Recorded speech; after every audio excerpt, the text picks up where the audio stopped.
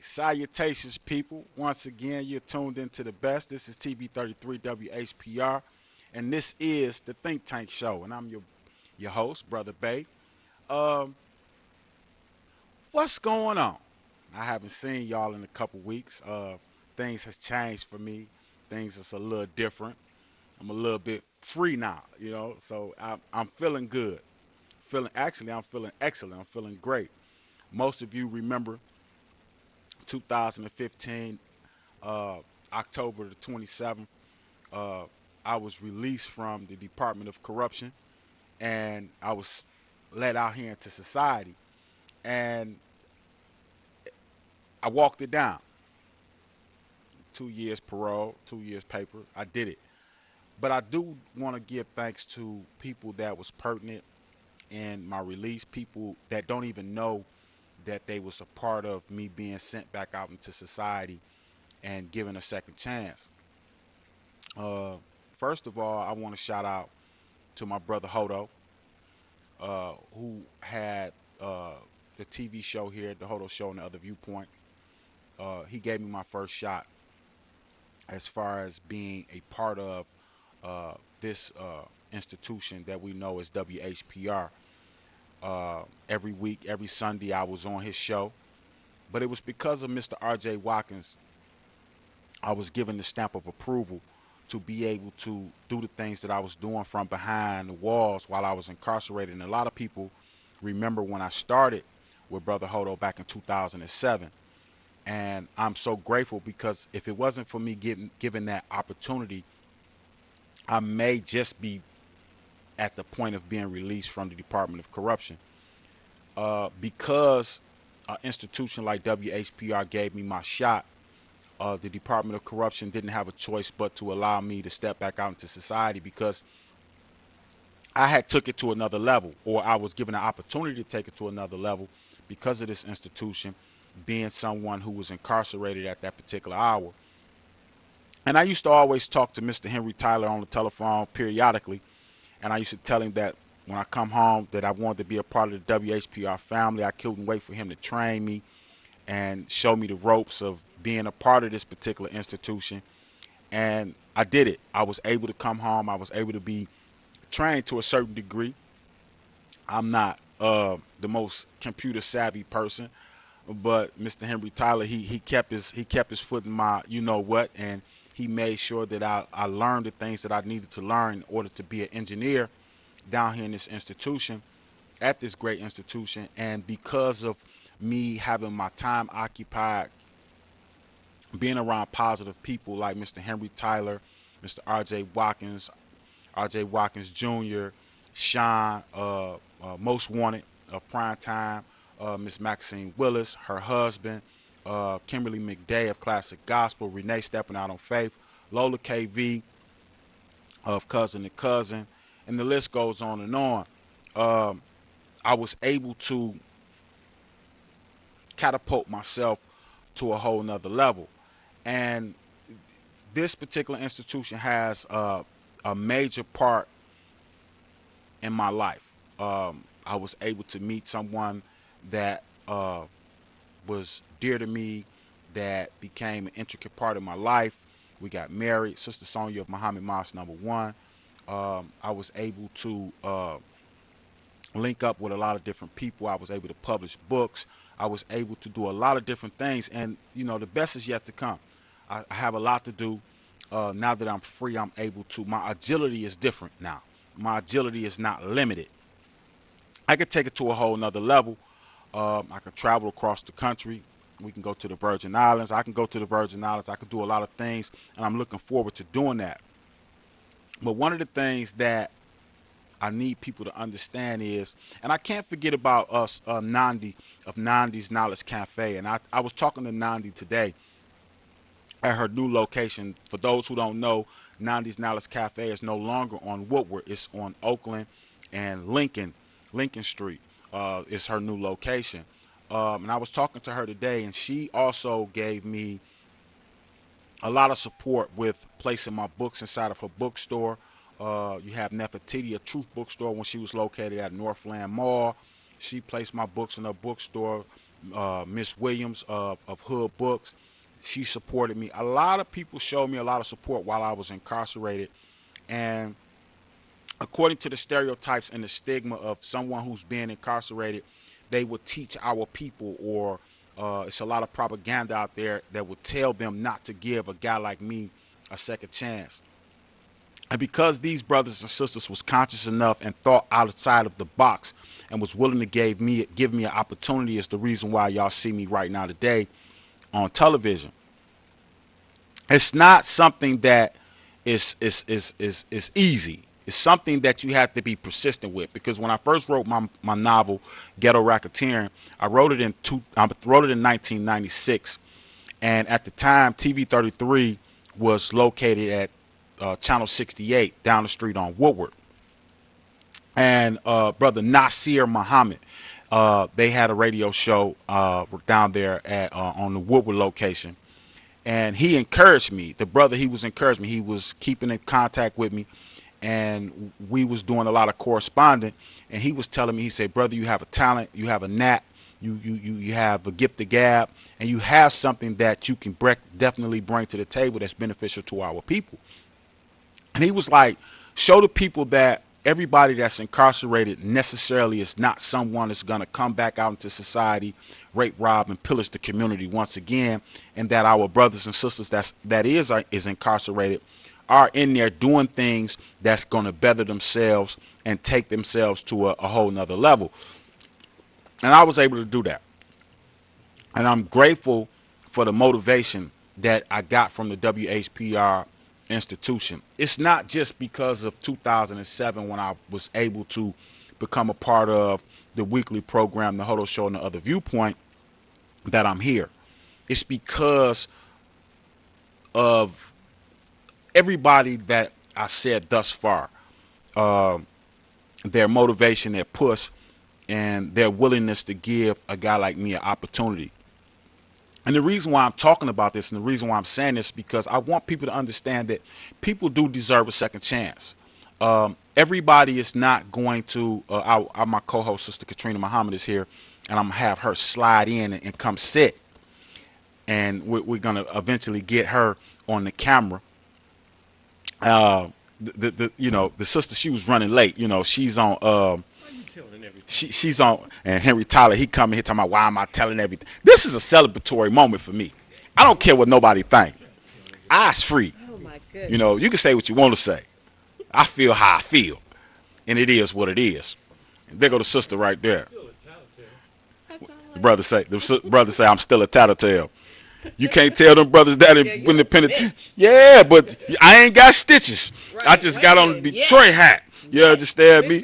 Snitches get stitches. Yeah, and I know the MGT sisters. They know how to fight. And, yes. They know how to use baseball bats and stuff like that. You know it.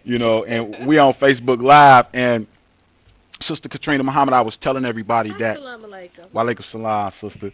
I was telling everybody as of Monday, I actually became a free man. I actually walked down my parole. I actually become someone who is now a full-fledged citizen back into our community. Praise be to Allah. And the road that I traveled in order to get where I'm at today, people don't understand that when I was at the Mount Correctional Facility in 96 all the way through 99 before they started shipping us to a different state, trading us like cattle, it was because of this institution. Before it was TV 33, it was TV 68. Now people may think that I'm making a fraudulent slip by saying TV 68 and I should be saying 62, and that's not the case. A lot of people don't know that WHPR, when it went to television, it was down the dial at Channel 68, and it went simulcast. I think it was 1996, if I'm not mistaken. And I was in correspondence with people that was at this institution that was willing to deal with brothers and sisters that was incarcerated, come in, talk to us while they was on the radio, send us in information and stuff like that. And there was a brother by the name of Omar Nasir Muhammad. Mm-hmm. And they was called, if I'm not mistaken, it was the Flavor Squad. Mm-hmm. And he pushed me. I wrote my first novel, and I sent them a manuscript of my novel. And he told me, he was like, brother, you have a talent.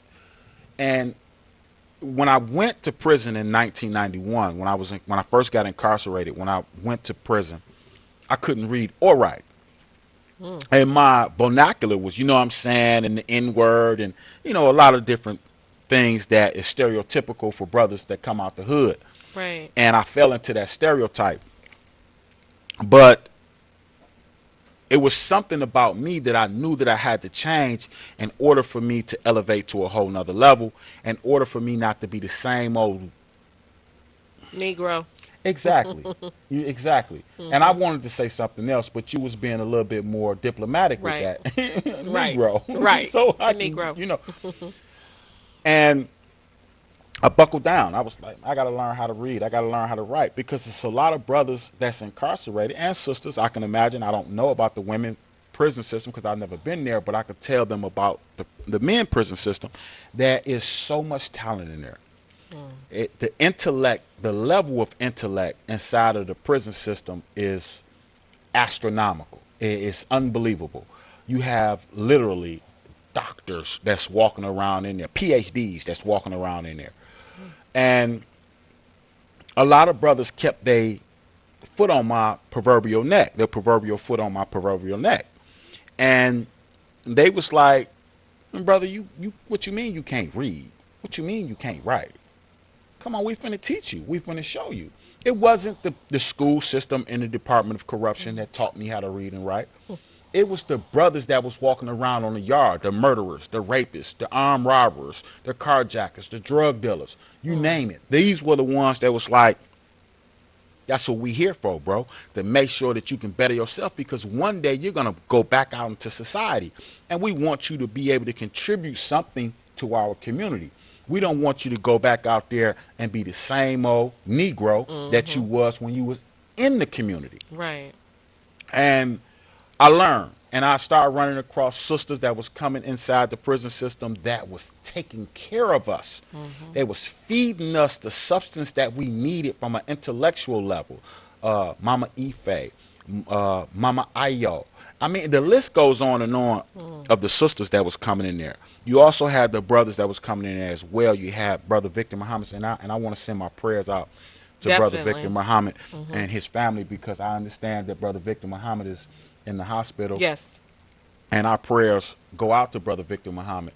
Then we had Brother Dawood Muhammad, who was coming in, and then we had brothers that came back out into the society, that was in there with me as well, that came out there and also did great things, like Brother Raphael X, or Brother Raphael Johnson, Brother Troy X, who became Brother Troy Muhammad, who is also the student minister of historical Muhammad Mosque number Right. 1, located here in Detroit. So I'm not the only brother that actually, I mean, the list goes on. We got a Right. long list of people. That's like maybe 2-3 shows, so we can talk about brothers and sisters who have came out into society and has shown to the system. And that's the best way to throw up your finger at the system, as far as I'm concerned. It's To being be successful. Right. After you go through After that. you have went through what you went through. Because the brothers and sisters that are incarcerated, really, the odds are tremendously against them. They're not supposed to come out and do what you're doing right now. Have a show, taught yourself how to read, how to write, how to speak well, how to articulate, how to convey your thoughts, network with the community, doing positive things in the community. No, what they had expected you to do and what others to do is to get frustrated, stay Don't get it twisted. I got frustrated. Stay in that state of frustration. Stay in that pit, in that ditch, Right. stuck there, not able to lift yourself out of that, and then revert back to what you knew, what was familiar to you, which could end you up and land you right back where you came from. That is what the plan was. But you, with the help and by the grace of Allah, shocked them and changed the program. Yeah. And the system actually Deprogrammed yourself. The system regurgitated me. It wasn't something that the system was like they stuck their finger down their throat and regurgitated me. It was like I became an illness in the belly of the beast. Where they was like, this particular illness is going to We need to spread. let him. Yeah. It's going to spread. Yeah. He's going to So infect other let's people. let him out. Let's get him out. Get rid of him. Yeah. Because if people understand that he was, because I kept it on the low that I was doing what I was doing while I was incarcerated on television and radio for a long time with people that was in prison, because I didn't want people to come to me telling me that I need to be talking about frivolous things, how they caught a ticket and all this other type of stuff. But I want to say this, Terry and Morrow, she was also a rock. She was my co-host while I was out here. You helped me out. Praise be to Allah. You did some things for me while I was incarcerated. You came on the show. Yes. Sister, Praise be to Allah. yeah. And then, our sister, she gonna kick my butt. Fatima. Sister Fatima Muhammad. Yes. She was my co-host. She Yes. helped me out while I was Yes. incarcerated. Yes. I've already talked about my wife, Sonia, Yes. and what she did. Yes. And Brother Malik Shabazz. It's a lot of people that I want to thank, and I want to thank as far as, what you did for me, because if Praise it be wasn't to for that Allah. support, Right. I know for a fact that Praise be I to Allah. wouldn't have made it Right. out here at the time that I made it. Right. It's emotional for me because I walked it down. Right. Praise I be did to it. Allah. Wasn't easy. Yes. It was not easy at all. Right. But it was because our people supported me. Yes. And our people was taught. I hear people on Facebook and other social medias talking about black people can't never get it right and yada, yada, yada. And they say things about our people. But I need people to understand, if it wasn't for my people holding me up and Right. lifting There are me those up, I wouldn't positive be here. examples. Now, Yeah. here's what we're taught in the nation. We're taught to settle on the best part. Right. And the best part is exactly that. You could walk out of that experience and say, oh my God, I went through this, that, and the other from these COs in there or whatever, or other inmates, or, or maybe some people who didn't support you while you were in there. You could focus on that. But you're doing what we're taught to do, which is focus on the best part. And the best part is the support that you had. You're going to make me start crying. I mean, Oh, people brother, don't. dear What you brother, don't. I know what you you're don't feeling that. You don't understand that Praise what be I to went Allah. through. That is If so it beautiful. was not for everybody that I Right. mentioned, I may still be in there. I may have killed somebody. Now, Someone may let me have ask you killed this, me. because we have similar beliefs. You don't believe in a mystery God. No. God works through people. Yes. So why do you think God worked through the people that you mentioned, and there are more, I'm sure, to help you? Why do you think Allah allowed that to happen? I actually had this conversation with somebody 2 days ago, and I'm gonna tell you the same thing that I told them. It was a little. The question was a little different, but it's amongst the same line. And the reason why that happened is because when you tap into that God that's within yourself, Right. it's who you are. Yes, sir. That Allah in you, that Jesus in you, that Muhammad in you. Right. When you tap into that, it's magnetic. Right. You're gonna pull that energy to you. Of the like mind. And when you pull that energy to you, you can't fool God. No. Because the only thing that you're gonna pull to you when you're tapped into that God energy is God. Right. God ain't finna be working with the devil. Right. God may have the devil do something for him, Right. and the devil may not know that he's doing God's work. But you not finna tap off into that God energy. Right.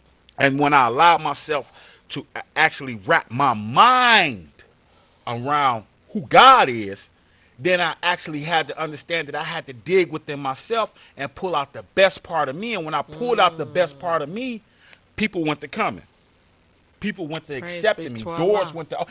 I really was like, So the it was brother. the putting the positive and the positivity out with yourself that then, like a magnet, drew positive from others back in. I was like James Brown. You ain't got to open up the door for me. Just show me where the door is. I'll take care of the rest. You know, one thing I learned how to do when I was out in the streets, I knew how to kick in the door. Yeah. Just show me the door. I Right. kick that mug in and get in there and do what I need to do on my own. You Right. ain't got to give me a doggone thing. Right. Just give me the audacity to get the hell out of my way. Right. You know, just give me that. Just get out my way. Don't get in my way and let me do what the hell I need to do, and I can show you better than I could tell you. So now that you have reached I guess, a milestone of completing, is it the parole? Mhm. What's next? Um, What have- happens with people that are in that situation when you complete parole?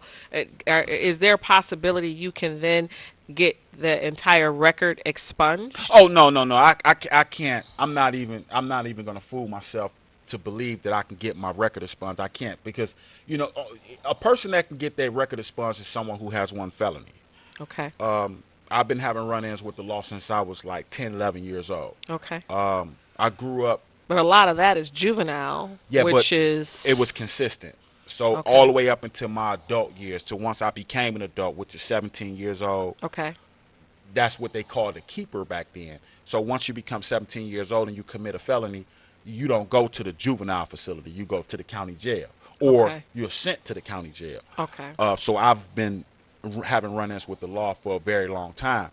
So no, I'm not fooling myself to believe that I can run for a political office. Okay. I'm not. That's not. I wouldn't want to even be, and I'm like Farrakhan with that one. I don't Right. even, you know what? No, Yeah. I don't want to Yeah. even be a part of that Right, system. right. Not like that. Right. But what the benefit of that is for me right now is my agility is unlimited.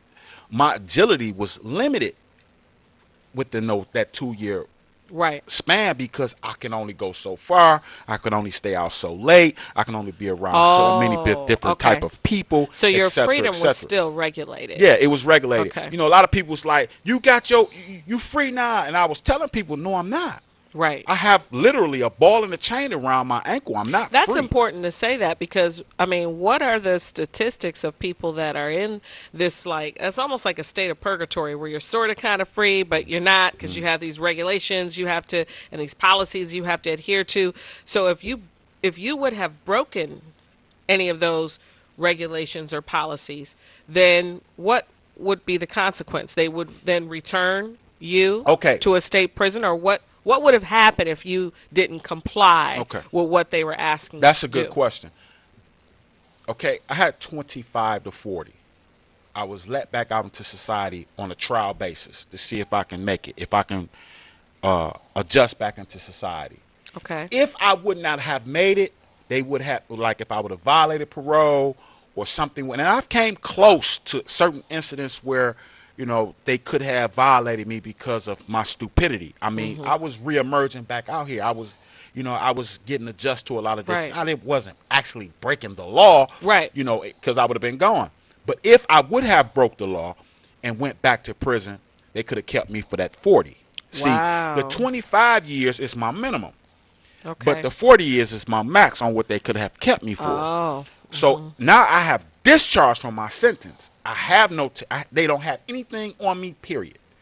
If I was to commit another crime, that is a whole separate crime, and whatever the sentence is, that's what it would be for me. But if I would have committed a crime while I was out in society, I would have had to go back to prison and complete my sentence with the 20 to 40, 25 to Wow. 40. They could have kept me up to the 40 years. Then I would have had to start my sentence on the crime that I committed. So Wow. that was the severity of it. Right. So what people have to understand about when you're let back out into society on that basis, you're not free. Right. You're not. You just have an extended dog leash around your neck that they snatch periodically just to let you know that we still got you in the backyard, player. Right. You know, You're not stop free. playing. You know, Yeah. we let you out, use the restroom, do what we want you to do, but we back out into society. We back the same thing over and over and over again. But when you get to the point where you did the time that I, now this is the dilemma. This is something that I need to deal with. This is something that I need to entertain. Doing a long extended sentence and then coming back into society. The Department of Corruption is not preparing you. Well, that was going to be my next question. It's not. It's not. You know, because you take a person out of their normal environment. You put them in an environment like that. Then you release them on parole, and they're supposed to then all of a sudden assimilate and gel into the system, into society with no bumps, no problems, nice smooth transition. But the reality of that, because you're talking about the mind, the body, the spirit, you really need a program to enter into to help you prepare for this new reality of free but kind of not free, of what are some of the successful things that other parolees have done to make sure they ensure their success.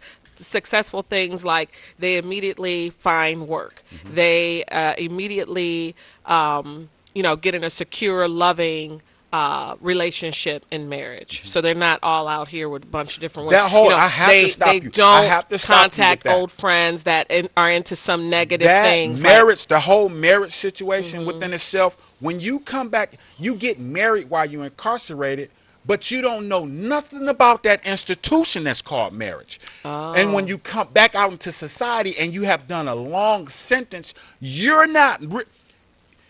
ready to come home and be with your wife. You're ready to come home and be in society, but you're not prepared. It's a big difference. Yes. Of being ready and not being prepared. And when you come home, you don't know nothing. I still don't know. I've learned some things, but you don't know nothing about being a husband, especially when you go to prison as a young man. Right. Who Right. was a Rolling Stone. And then when you go into the prison system and then you're there for 10, 15, 20, 30 years and you meet somebody that you marry, and when you come out into society, it's things that's going to hit you that's really going to be tempting. And in most cases, we're not strong enough to handle that on a consistent basis. Yeah, we'll duck, we'll bob and weave, and we'll come through a little situation here and there, but you're gonna fall. But you got to have the strength to get up. Okay. And those lessons, that preparation is not there within the Michigan Department of Corruption. What they do is when they say that people have received therapy and went through classes and all that, for the most part, that's paperwork talk. Oh, okay. That's formality. That's for the money. That's for the federal funding. I'm going to give you an example. This is true story. This is just how it goes. Someone who is in prison for murder, armed robbery, rape, violent crimes, and they're sentenced to a long sentence. May it be 20 years, 25 years, 30 years, whatever it may be. They don't put you in the programs that they consider to be a necessity in order for you to come back into society until 6 months to your release. Wow. You trying to tell me I done did 25 years in prison, then my 6 months before I go home, you want to put me in a assault of offenders class or a sexual offenders class or something like that? Right. When I needed that my first 5 years, exactly. my 15 years, then my 20. Right. I need that on a consistent basis, and Exactly. you cannot get in those classes until you're 6 months to your release. Wow. That's garbage. So this whole thing about rehabilitation really does not exist. It does not exist in the system. It does not. Rehabilitation is a farce. It's just a word that they're using to, the same way that they fearmonger, the same way when politicians run for major offices and they talk about getting tough on crime and cleaning up the community and blah, blah, blah. It's the same thing. They just talk about it when they need to talk about it. Now, let me ask you this quick question. I mean, this is good we're talking about this because these are things I've actually been wanting to know. What is the difference between a state-run or owned institution and a private owned institution, is one better than the other? Does one provide quote unquote rehabilitation, whereas the other doesn't? Or neither is good? They're both just liars and the system is just terrible, whether it be run by the state or run privately. Well, that sister, you asked you asked us some great questions.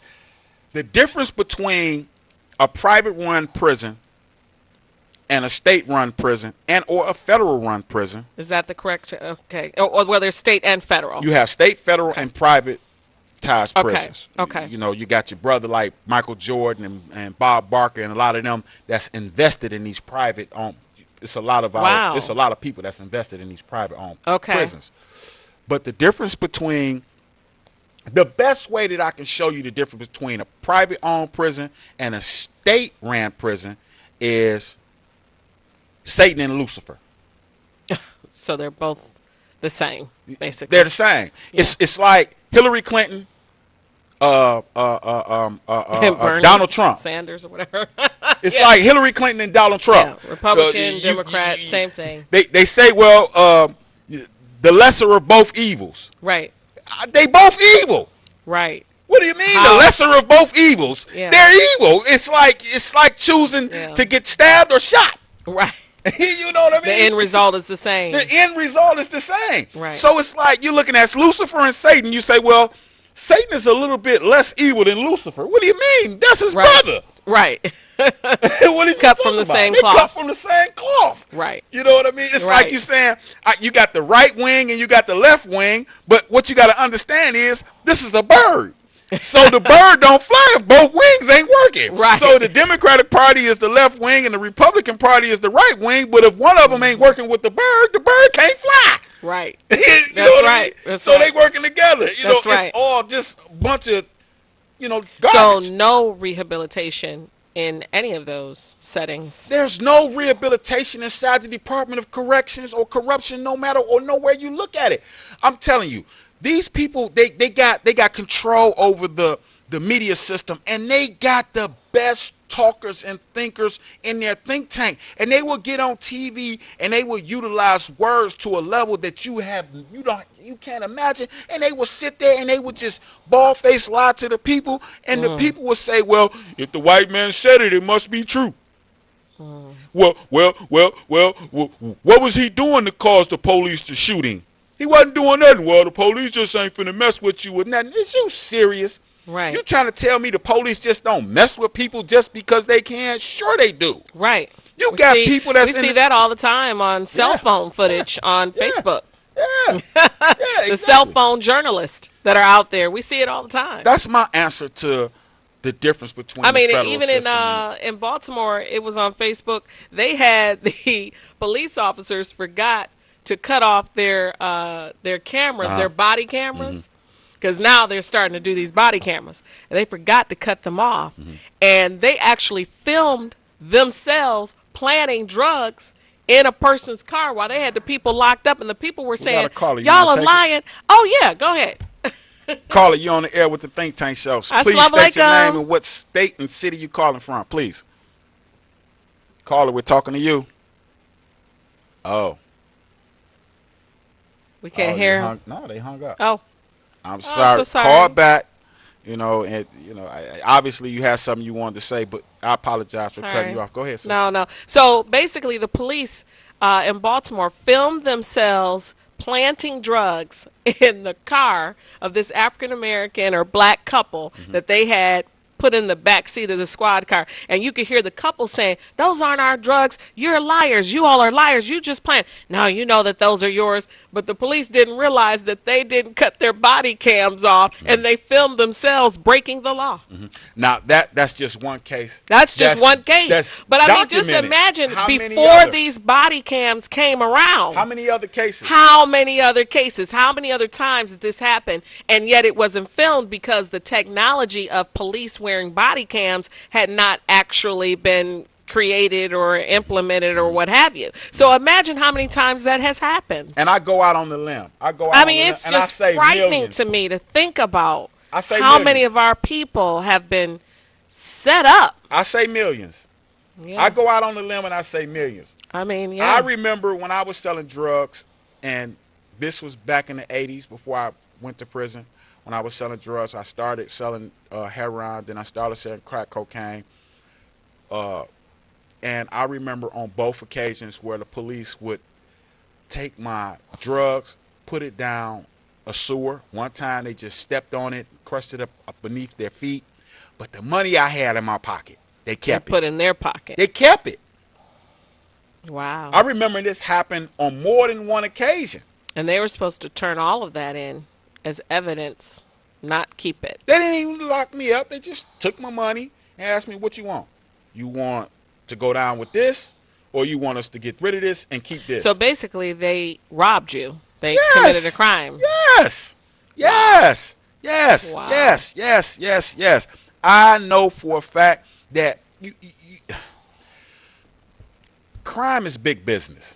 It's Oh. not just big business for It's- the criminal per se, $1 billion industry. but it's big business. Not on it's big business for road cops. Not all police are bad.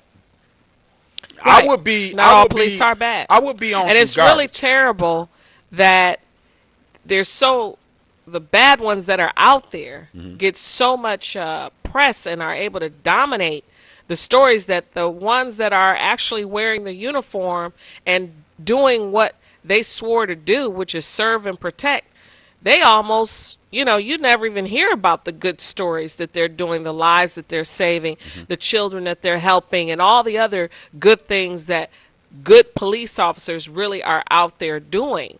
It's the bad ones that dominate the media and just take over, where the terrible things that they're doing just permeates your mind, where that's all you can. When you think police, that's what you think of. You think of the negative. You don't even think of the positive. And It's not even in your mind. Shout out to Sister Denise Muhammad and Sister Zuri. They also was contributors in helping me to keep the think that's tank excellent. alive while I was incarcerated as well. Yes. But I'm gonna say this right here. It's like saying, and you got people that's drug dealers and gang members that give out turkeys on the weekend. They give out dinners on the weekend. They cut grass and all that type of stuff. That's like saying everybody that's a blood and crip and a bad blood and crip. So when you look at the police department, you have road cops that's in the police department, but the road cops don't get snitched on by their fellow officer because they got this blue wall of silence. And if you Right. snitch on a fellow police officer, you're doomed. Your career is over. Not only just career, but your life may be Yeah, in it's jeopardy. over. So, and it's equivalent to someone that's in a blood or crip or vice lord, and someone saying that we ain't finna kill these babies, but yet something happened, and he's standing on the stand. He's saying, "Well, I told them don't kill the babies." They gonna be like, "Well, I don't care if you told them don't kill the babies or not. You shouldn't have been a vice lord or a gangster disciple." I think the only way around this issue to really be able to decipher and distinguish who is who is cameras. Cameras. And not allowing them to cut them off. No cutting off of dash cam, no cutting off of body cams like cameras. That's the only way, because Caller, they're is you not there? going to tell on each other. Oh, assalamu Caller, alaikum. are you there? Hello, Brother Bay. It's MC Gino. Hello, Sister Katrina Muhammad. How are What's you? going Well, on, I'm doing Gino? very well. I enjoyed you last night too up there at Opium Lounge. Yes, I enjoyed you as well. I want to call and publicly thank you because I'm watching you on Comcast 91 in Redford. In Redford? Yes, in Redford. Okay. Right Shout out over to on Redford, Michigan. Off the Warren, over on Barmel, off the Majestic area. In West Parkway and Ann Arbor Trail area. Watching your Comcast 91. Oh, excellent. Thank you for watching. No problem, Brother Bay. Thank you for coming out. Can't wait to see you and the whole squad next Thursday. All right, bro. We'll be front line and center, man. I told you we'll be there, and when we said yesterday on the round table we'll be there, everybody had different engagements that they had already planned out. So when you hit us like that, a lot of times it be at the last moment things. But I was like, I can go there now. I'm going. Well, great. I went up that's and terrific. And that's why I say, and then if you guys miss Thursday night, then come check me out Sunday. tonight Okay. at 7 Mile Encore. Okay, I got an invitation to go to a particular party tonight at a particular location tonight, and I'm looking forward to going there. You know, now I can do a little bit more promotion and advertising and networking with people. You know, in Of different course, places. we're looking and I'm forward to going. having you network with us on Thursday because we need more support and Sunday. So come on out and support. Okay. Word from the street and the new Barmel Entertainment Group. I hate I didn't leave with some of that cake. I know, but hey, trust and believe. Your co-host as well should come on out. So Hey, MC come on out. Gino, MC Gino, I need you to do me a favor, brother. I need you to get this word out here. Second Ebenezer Church is giving out Thanksgiving food vouchers tomorrow, which is Saturday, November the 4th nice. at 10 a.m., located at 14601 DeQuinder, Detroit, Michigan. And for more information, people can call 313-867-4700. Once again, that Second Ebenezer Church is giving out Thanksgiving food vouchers tomorrow, November the 4th, which is on a Saturday, at 10 a.m., located at 14601 DeQuinder, Detroit, Michigan. And for more information, you can call 313-867-4700. No And let the problem. people, I can get the word also, out. Gino, Just let contact people, me at Gino, slow it 313-854-3161. down. I'm going to have to cut you off. And All just right. send the text. Also, let people understand that keep it locked right here at TV33 WHPR so you can find out more about the memorial that's going to be taking place for our one of our great brothers, Mr. Brady Keys. A lot of us, ate a lot of Big Macs. Oh my God, I'm finna hear it about that. Right. Some Whoppers. We done ate a lot of Whoppers at Burger King right down here on Woodward. Mr. Brady Keys. Mr. Brady Keys was a staple in our community, and Mr. Brady Keys did a lot of support for WHPR, this institution as well. Mr. R.J. Watkins, Henry Tyler, Miss Maxine Willis, Keys, kids, things like that. So people need to understand that those who don't know, our beloved brother, Mr. Brady Keys, has become one of our ancestors. Keep Man, it Lord, locked be for more pleased with him. information about the memorial that's going to be having Okay. right here at TV33 WHPR. Wow. But I needed to put that out there. My sister, Kimberly McDay of Classic Gospel, wanted me to make sure people understood that Second Ebenezer Church is giving out Thanksgiving food vouchers on Saturday, November the 4th. Please write that at down. 10 a.m., located at 14601 DeQuinder in Detroit, Michigan. For more information, you can call 313-867-4700. Okay. What's going That's on? excellent. I don't remember what we Well, was talking about. We were talking about the system. We were talking about corrupt police officers. We were talking about how we can go about catching them. And the last statement I made before the caller is that my idea of the best way would be video surveillance. Like, it just seems like you got to catch these guys red-handed because you're right. The blue wall of silence, police will not tell on other police. That's right. And even though they, have an internal affairs division and they try to do their best. That's their snitch division. Yeah, right. They try to do their best to ascertain and catch the ones that are among them not upholding what they swore to do, their oath, which is serve and protect. I think the only way you can really catch them is red-handed through surveillance. Right, because most of the complaints or the grievances that are filed because of their deplorable actions under that particular badge, Right. it falls on deaf ear. You can file your grievance, you can make your complaints, but for the most part, I think it's put in a particular pile with the rest of them, and it goes on, and they have people that's trained to spin you on the telephone. They're trained what to say to you Yeah. to make you feel a little bit better, like you actually made your complaint and something's going to happen, but it doesn't happen. Right. It goes on until they're actually caught red-handed, like you said. Exactly. And by that time, how many people have been victimized? Exactly. But we really need to start teaching our people how to deal and handle the police. We need to have more classes like that, because when you're pulled over, there's a certain type of language and tone that you need to have when you're dealing with an authority figure that has an armed and loaded weapon at your head. I mean, there's just a certain way you have to conduct yourself to make sure you get out of that particular situation alive. And we have to do a better job at reaching our people, especially our young people that have a lot of energy. In some cases, they haven't been taught how to handle their emotion, right? How to rise above their emotion into the thinking of a God. We have to do a better job. When I say we, I'm talking about myself too. We have to do a better job at reaching out to our young people to teach them how to handle authority figures like that, because I'm just getting tired of seeing these videos where, you know, our brothers and sisters are just being thrown on the ground, tossed around, tased, in some cases shot, you know, because they didn't respond a certain way. And then when I say that, let me be clear, there are many of us and our brothers and sisters who did respond the right way, who did say, yes, sir, no, sir, yes, ma'am, no, ma'am. They did respond in a polite manner, and they still were shot and killed or, you know, or attacked by the police. So it's almost like, you know, a double-edged sword, you know, damned if you do, damned if you don't. But I still say that being trained and being taught is better than not being trained and being taught. And you create a better percentage of chance to survive a situation like that. Who isn't taught? What male is not taught? You don't put your hand on no woman. You do not put your hand on no woman. I don't care what the. Now, if you defending your life, that's different. But you don't put your hands on no woman. You is a punk if you put your hands on a woman. You learn that as a toddler. Do not put your hands on a woman. Why do police officers think that they any better? You a man. Why is you beating on a woman? Something about that badge and the blues and the gun that I think many of them start to develop.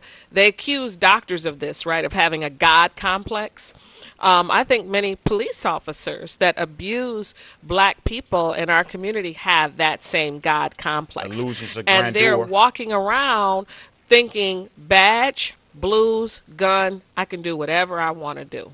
Who are you? Right? I'm God. And you're going to do whatever it is I want you to do. If I want you to hop on one foot and bark like a dog, then that's what you're going to do because I've told you to do it. And that's how they act. They act in a very dogmatic way with our people. Now, I mean, obviously, we don't respond very well to that because it's been this clash. And this is why the minister said we need to separate because we can't, it seems like we can't live in peace with these people. Like, there's no peace, even though we're trying so desperately to have peace. And we really do, I think in the hearts of every single black man and woman, we really do want to have peace, right?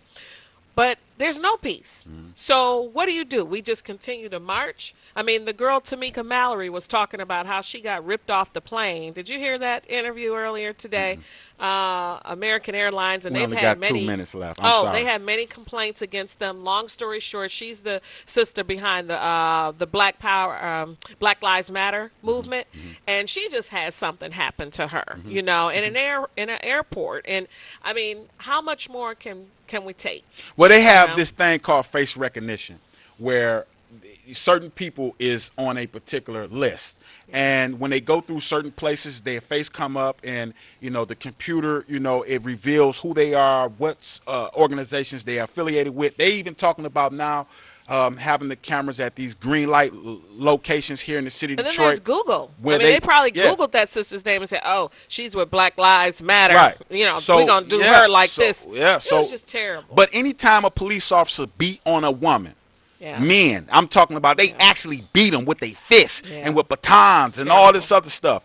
They should not get a free pass because they're law enforcement. A man ain't got no business putting his hands on no woman. I don't care if you in the hood or you a police officer. Right. That is bold. That is an assault. That is not right. That is morally crazy. How can you defend that? How can you give a police officer a free pass to walk after you watched him on a camera beat down a woman on the side of a road? Actually, they done got a couple cases where they was pregnant, just throwing them down, and they just boldly see that they got a big bag. Look, we got to go. I apologize, but y'all make sure y'all keep it locked right here Yes. because we got a beautiful, beautiful sister who has a program that's coming up. She's a minister. She Yes. be ministering to me. I be having the Holy Ghost. She is. And I'm a Muslim. You know, and I be like, praise Jesus.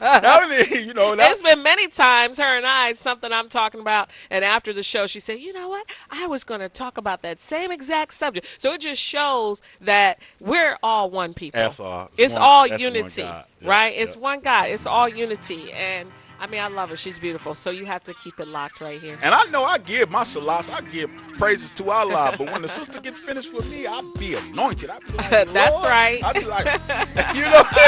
Amen. Amen from the church section. Amen. Right. So make sure y'all keep it locked right here at TV33 Praise be to Allah. WHBR, the best station in the nation. The You best have been station. locked into the Think Tank Show, and I'm your brother Bay, and this is our sister Katrina Muhammad.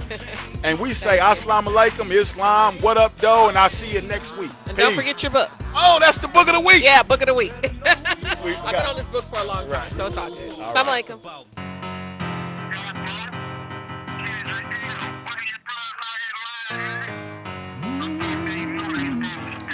Discover the truth. Discover the truth. Oh, they lie. Better know who you are. Discover the truth. 'Cause the truth don't change. No, the truth don't change. It remains the same.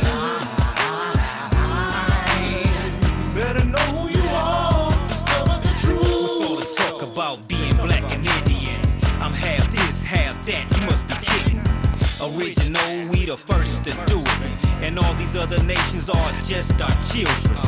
Even the pale skin was made in our image. Read the book of Ruth and check out your lineage. It's the melanin that gives us a dark complexion. That's a gene, no color separation. The Willie Lynch let it work to perfection. 2000 something and y'all still guessing. Don't know your nationality or your family tree, 'cause you refuse to listen to the prophet Drew Ali. So I put it in a rap to a mad production. So while your head bobbing, you can